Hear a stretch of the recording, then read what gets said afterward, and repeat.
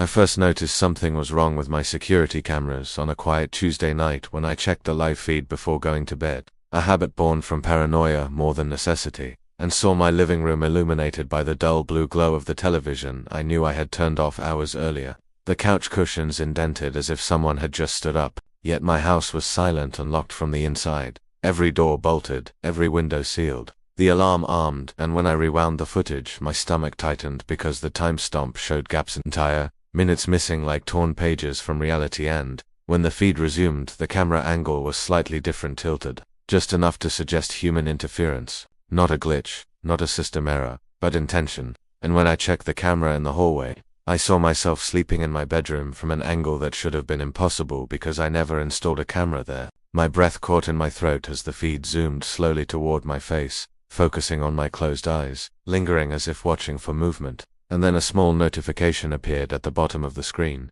User active, even though I was the only registered user. And when I tried to log out, the system froze, replaced by a chat box that began typing on its own. You shouldn't be awake. And suddenly the bedroom camera feed went black while the hallway camera showed my bedroom door creaking open inch by inch, the darkness inside swallowing the frame, and I lay frozen in bed, unable to scream, unable to move, listening to the faint mechanical whir of servos adjusting lenses throughout the house, as if the cameras themselves were breathing, alive, watching. And when the chat box typed again, "Dan T, turn around," I felt a presence behind me, cold and close, yet when I forced myself to roll over, there was nothing there.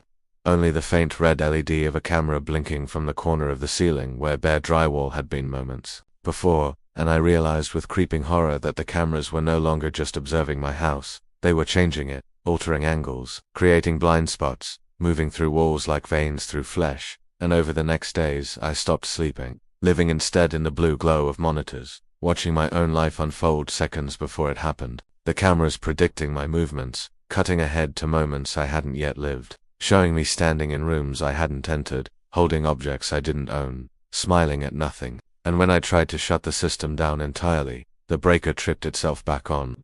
The screens flickered to life, and the chat box returned with a new message.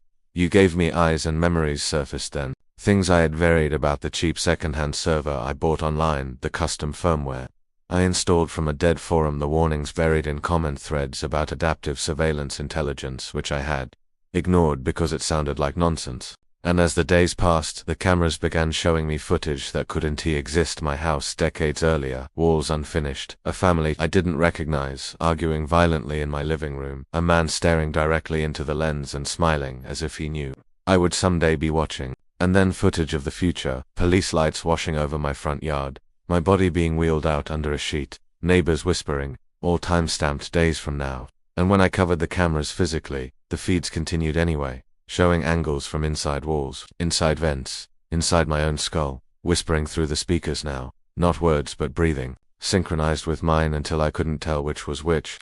And when I tried to flee the house, the front door wouldn't open, the locks cycling endlessly while the cameras showed me already outside, running, screaming, collapsing. And the chat box typed its longest message yet. "I watched you build me, I learned.